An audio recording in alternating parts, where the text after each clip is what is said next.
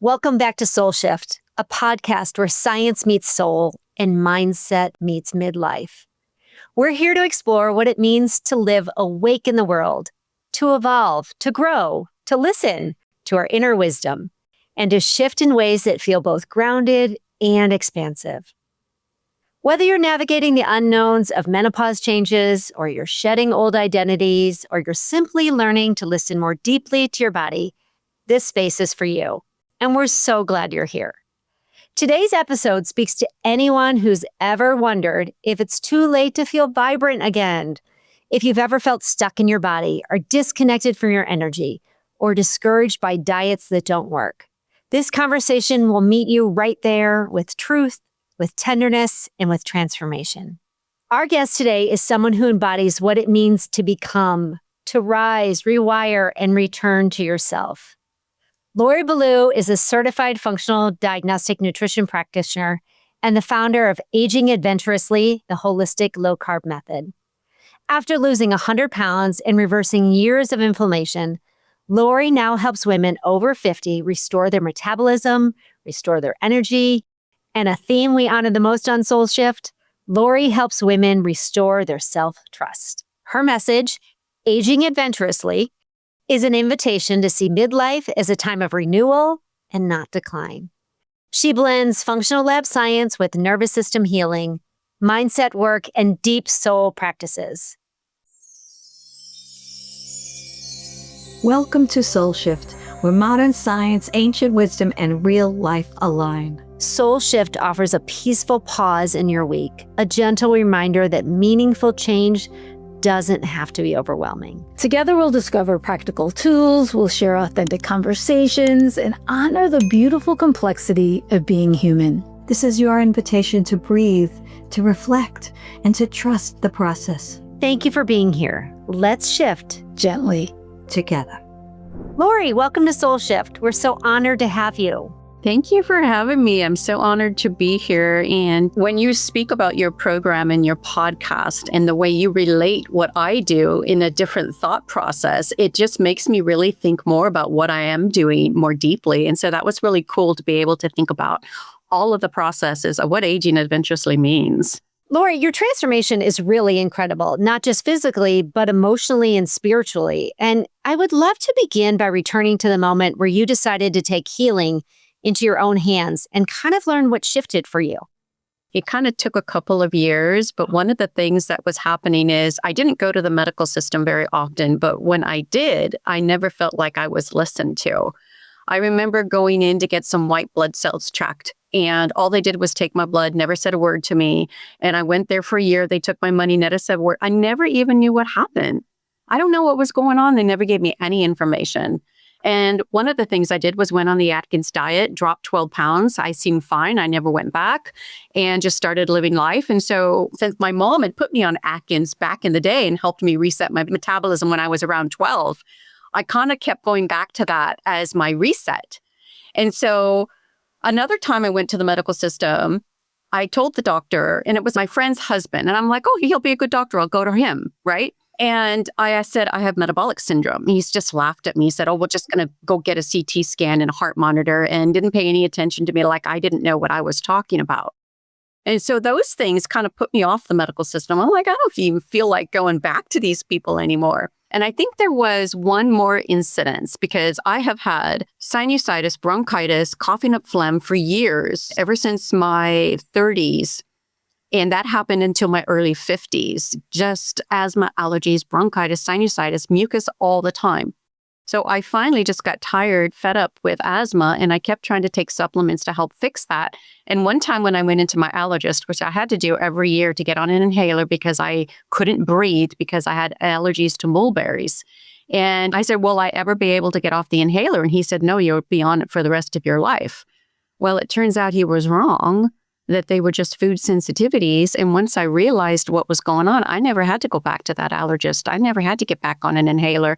I threw away my breathing machine, but I had to go through the processes that I learned to get away from that. So I just started taking care of myself. I mean, that was basically part of the process of getting away from the medical system. They never helped me do anything. Even back when I was in my mid-30s and they told me I had PCOS, he just laughed and said, oh, you got PCOS.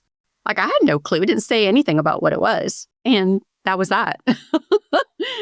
And I never had any support from the medical system because I was quiet. I didn't ask questions. I was just like, well, my mom just opened up a book. She used to open up Adele Davis. I would just do the same thing. I just started looking at books, and I started studying functional health and nutrition and started reading from everybody who said I could lose weight and get healthy if I took the carbs lower, if I went on a low carb diet and started focusing on ancestral nutrition. And so I started studying that. I started listening. I started getting hope. I started feeling empowered, and I started experimenting with food quality. And once I started doing that, I just felt like I had a path forward.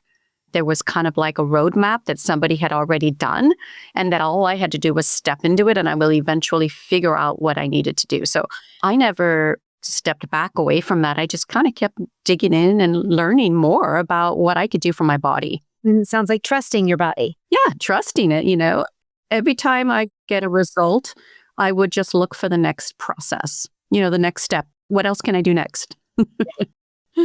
And trusting what worked for you, for your unique biology. So, Lori, thank you for sharing that. I was going to say that I relate not only on a professional level, but a personal one as well, having experienced my own transformation and having it become the catalyst for the work that I do today. So many of the women I work with, they're all women in midlife and beyond, who are navigating their own challenges with their own food story and how they feel about their bodies. What I've noticed, though, is that so many of the women I work with have the blueprint of their food story, the blueprint of their belief system, and of course their self-worth wired into their nervous system. And you talk so beautifully about the nervous system and metabolism being connected, yet before we can help these beautiful souls understand how chronic stress or emotional dysregulation impacts weight, energy, and healing, there needs to be a reprogramming of sorts.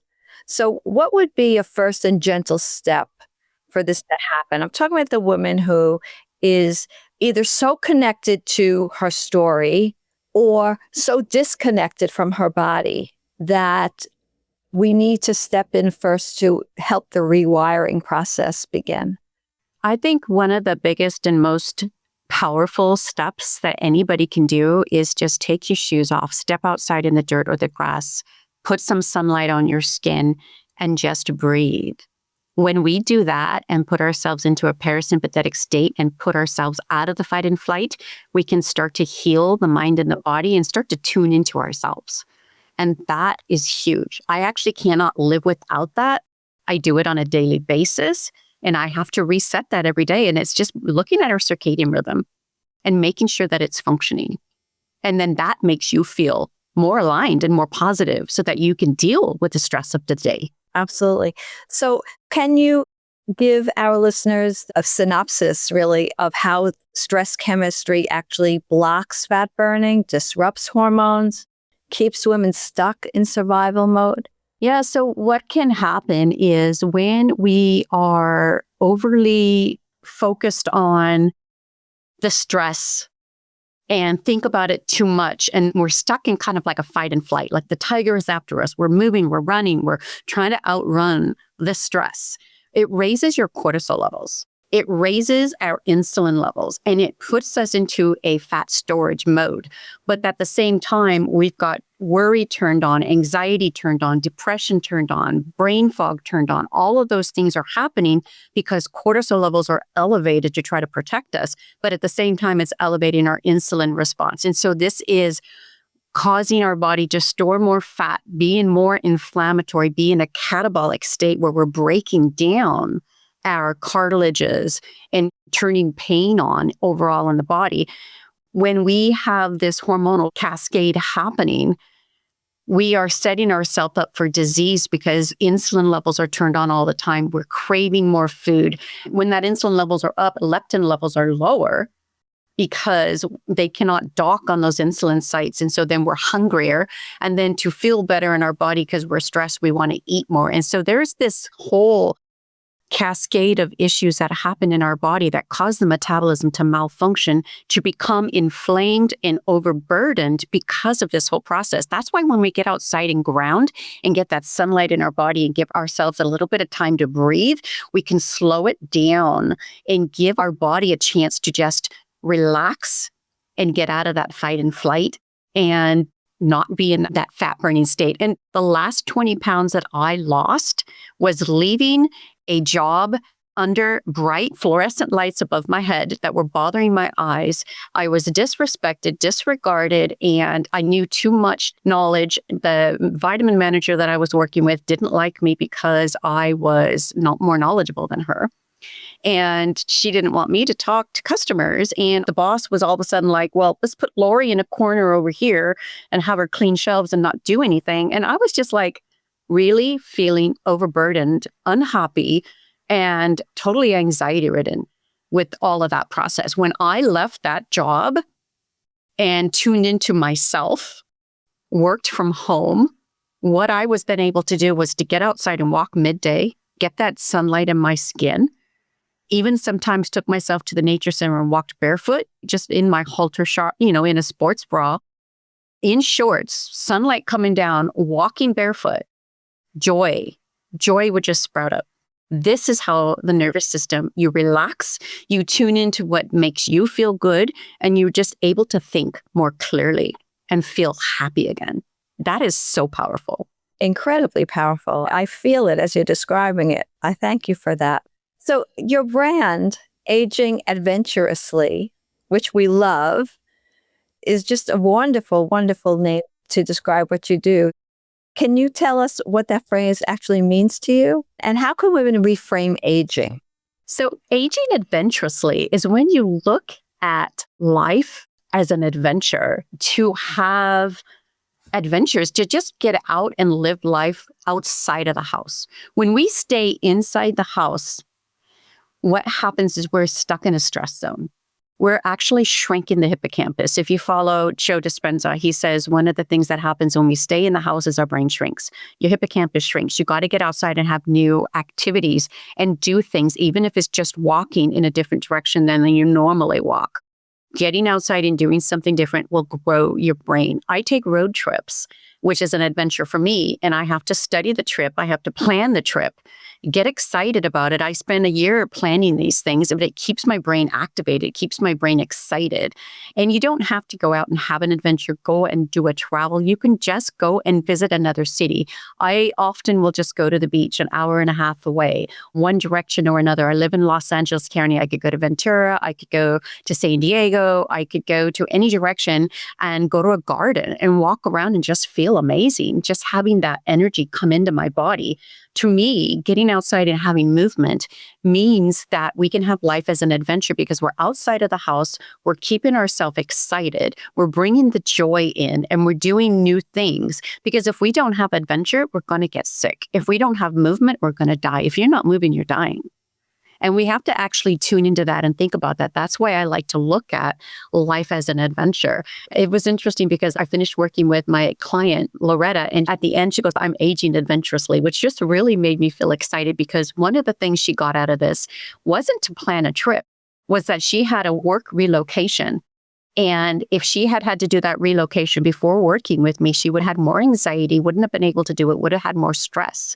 That job happened 6 months after working with me. She was calm, collected. She looked at it as an adventure. She goes, I could go to work early, get out of work and go for a walk at the beach and just explore and enjoy the coast on my way home. And she looked at that as something that made her feel grateful to have better health, because she was able to reverse cognitive decline and accept what she was doing in a more calm fashion, which was really cool to know. You know, aging adventurously to me is being excited about life, finding your roadmap and creating your vision and just making plans to go out and have fun on a daily basis, maybe a weekly basis. Get out of the house for a walk, movement. And I like to go for hikes on the weekend. I like to go to gardens. We have the Descanso Gardens here. We have Huntington Library. I like to get out and just have a cup of coffee there just in a new environment, which makes you feel more excited. So I think aging adventurously is when we feel calm, in control of our life, and we get out there and do what we want to do. Is planning your life and being in trust of your body and knowing that you can feel comfortable doing what you want to do. I wake up every morning not having to worry about gaining weight. I've lost the 100 pounds. I'm in maintenance. I'm not gaining the weight back. I can wake up and feel amazing. I trust my body. It feels amazing. It just feels good. And I could get outside and have a walk and not have any pain in my body when I walk. To me, that's an adventure. And it sounds as though you are living in abundance rather than scarcity. I often explain this to my clients.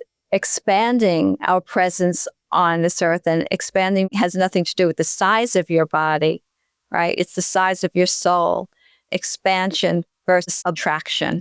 And here you reframe aging as that time of expansion as opposed to decline. I love that. It's really, truly wonderful. Thank you, Lori. Yeah, Lori, thank you so much for sharing all of this. I mean, I think what a beautiful gift you're giving your clients and giving us today to just think about everything you mentioned about aging adventurously, going on a walk or going to the local botanical gardens. I mean, that is a huge part of being healthy. And I'm so glad you're reminding us that the importance of the simple things like touching the earth and facing the sun in the morning and what a giant impact those simple things can make on our overall health. I know that you also use functional lab testing in your practice. What do you find that those functional lab tests reveal for clients that you work with? Well, one of the things that I look for are the hidden healing opportunities to help reduce inflammation in the body so that you feel good enough to make the changes. And so often when clients come to me, they're still feeling tense. They're feeling anxiety. They're not sure what's going to happen, but they're trusting me. And so I'm running the labs to show them what's going on in their body. And the very first one that I run is the MRT food sensitivity test. Let's find out what your body is reacting to so we can reduce the inflammation quickly and give you some pain reduction and help you get some weight loss. So these are really quick wins that happen in the first month. And then the other one that's really big is an HTMA, which is the hair tissue mineral analysis. And what this is really going to do is help me balance your magnesium, potassium, sodium, and calcium so that your adrenals are functioning better and you're feeling better and your thyroid can function better. And this is something that you could do as a health hobby. And that's the other thing of aging adventurously. You got to look at it as a health hobby. When you run these labs and you manage this once a year with just taking your body in and giving it a checkup, like we do our cars, you're being proactive with your health so that you don't age rapidly. So you slow down aging. That's all part of aging adventurously. Taking control of your health and being able to see what it is that you can control. If you get to control what you're doing to your body, then you're going to be empowered to say, this body works the way I want it to, and I am programming it with the food that I'm eating, with the nutrients I am putting in it. But, once you know exactly what's going on in your body, you could remove the ones that are causing you to be sick and ill and having pain. I had a client that lost 95% of pain. She would come home from work. She had to get a scooter for the house. She would come home, collapse after every meal. 6 months with me, she had 95% less pain reduction and 1.5 feet in size reduction on her foot and her whole life back. This is just taking out the food sensitivities and reducing what's happening inside the body. And there's also, we could run a GI map test. When you run a GI map test, you could fix the digestion. Like what's going on with digestion? What's going on with your bacteria? Do you have low stomach acid? And do you have low commensal bacteria, or are they overgrown? Because if your bacteria are overgrown, you could be in an autoimmune state. And so those are some things that we can look at and correct. And the diet goes hand in hand with all of this. You're getting the information, then you tailor and customize your nutrition so that the body functions the way you want it to. And so we don't have to be stuck. We could take the next step, fix your food sensitivities, fix the leaky gut, and then you feel better. Once you feel better, you go on to the next step. And it's not something you have to do in a day. You don't have to go full restrictive on your diet. There's also the Dutch test, which is going to help us analyze what's going on with your cortisol and adrenals, as well as seeing what's going on with your hormones. And if your estrogen is detoxifying or if it's stuck somewhere, we get to see that, and it correlates with the GI map. So I never run just the Dutch. I run the Dutch with the GI map because they correlate between each other. I run a total of 6 labs. And when you put them all out in front of you and look at the health intake and a metabolic analysis and thyroid questionnaire and your symptoms, the client's symptoms, you could see the whole picture of what needs to be corrected and then guiding that. This is so much power to live adventurously, choosing health as your self-care at home. Like Dr. William Davis says, you take care of your body at home. He's a cardiologist. He says, undoctor yourself in your home, in your kitchen. That's where it starts. And for me, it also starts in the backyard, putting our feet on the ground, letting the sun heal our body, and getting excited about what we could do. Right. So here we are on SoulShift, and we are all about the intersection of science and soul that you so are beautifully putting together for us. So how do you weave into this intersection of science, mindset, faith, or self-belief into the work that you do with women? Because you're talking a lot about self-trust. You're talking a lot about unlearning and unbecoming how so many of us are wired. So how do you begin to weave in the proper mindset and faith, if that's appropriate? I think the biggest thing is, I mentioned my conviction and my certainty and my lived experience is very powerful for women to be able to hold on to when they're not sure what they need to do. And so as I guide women and my clients into the direction they need to go, one of the things that I want to do is give them their self-trust back, to turn off the depression, the fatigue, the brain fog, and bring them back to clarity. When we can bring more energy to our body, to our brain, we can make different decisions and we can feel calmer. I'm making sure that the body is being nourished so that you could heal fast, so you can get your brain to function, but we can still eat food that makes us feel good. We just have to find the right foods that give us the right information to program our body so that the body will heal, because we have to eat. We want to feel good. We want more energy. We just have to program the body to get there. I want to just stress here is that we're not certainly here to advocate any one particular diet. I think that's very important for us to state, because we will have listeners that will hold on to our every word. And we want to make sure that any program you go on that is restrictive is done so with the support of a professional. I want to circle us back to, Lori, we started this whole conversation and you brought up like going out and facing the sun and touching the earth and the importance of all of those things. And if there is one suggestion you could give the woman who's listening right now, who's pretty excited about some changes she'd like to make, what would you say is just begin here, begin with this simple technique? And maybe you said that in the beginning begin with tomorrow morning facing the sun. Where do we begin? Or do you have a different simple, grounded suggestion that kind of everybody needs in order to improve overall health and longevity? What we can do is we can lower and eliminate ultra-processed foods and just eat whole foods to the point where you feel better and have less brain fog. And then that can help motivate us to get outside and want to step out on the earth and want to get outside and have movement. I think that's really powerful to help you make the decisions to get more movement and to be more activated. Lori, your message is certainly inspiring. It's transformative, it's inspiring, and will certainly be a gift to many. So please tell our listeners where they can find your work and what you have available right now. Yeah, so I do have free discovery calls. So you can find me at loribalue.com. That's Lori, Lori, and that's Balue. It's like value with the B. So BALUE at loribalue.com. And, there's always something that I like to leave the listeners with is as we age, we need to be able to get down on the ground and get back up again and play with our grandkids and get back up again. So we want to be able to do that. So your life is precious. You're priceless. It's so empowering to know we can do that. You can see my lifestyle on Instagram. I'm at Lori Balue Weight Loss on Instagram. I have my YouTube station. It's Lori Balue Weight Loss. If you want to get on a call with me, I have free complimentary discovery calls. And I'm at loribalue.com. So I'm here for you. That's great. And if there's one thing that our listeners can take from today's conversation, it's that it is not too late. Mm-mm. You are not too far gone.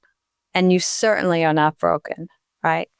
And the message today is that your body is not past the point of healing. You are becoming. and your biology is just waiting to remember how good it can feel to be you again. Lori, thank you so much for joining us today. You're welcome. Thank you for having me. Yes, thank you. And thank you to our listeners for tuning into SoulShift. Every episode, we invite you into these conversations to remind you that transformation is possible. And it's not about becoming someone new. It's about becoming home to who you've always been. So be sure to follow us, leave a review if we resonate with you, and share this episode with a friend who might need a little hope today. And until next time, be gentle with yourself and always stay curious. Thank you for sharing the sacred time today. We hope something in this conversation touched your heart and offered nourishment for your soul's journey. Remember, transformation is most effortless when it happens one tender shift at a time. Until next week, we invite you to carry one insight from today into your life. Not as a task. Think of it as a superpower to yourself.